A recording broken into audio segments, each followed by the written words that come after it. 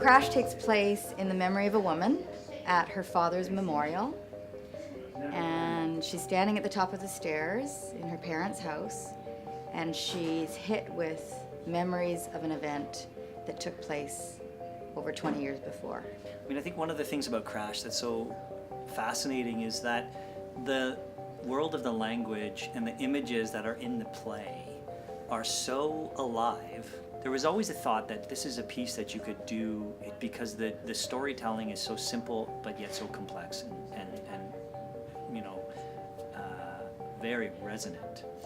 And finally, we've been looking for this opportunity to try to see how much we could reduce, like almost like a balsamic reduction of the production.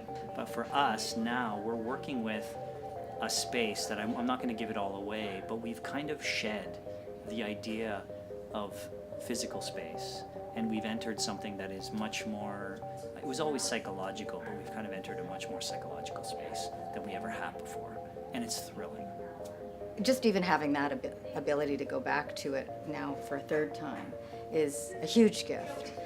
But I think that also Crash demands a kind of rigor and authenticity that I think every piece, every theatrical piece does demand, but because it is autobiographical, I think that we have to really take into account who we are, who I am as a writer, creator, performer, who Alan is, who each of the designers. We had to ask ourselves, why do we want to do it again? What is the story we're telling? The content is the same, the substance is the same, but from which point of view do we need to tell it? Because we've changed. We're no longer the same people we were in 2012. We've evolved, we've changed. So what are the things that are absolutely non-negotiable, and what are the things that are flexible? And how does that open our hearts in a different way?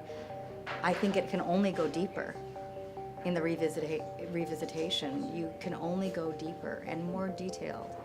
And that's a gift, because it's always evolving.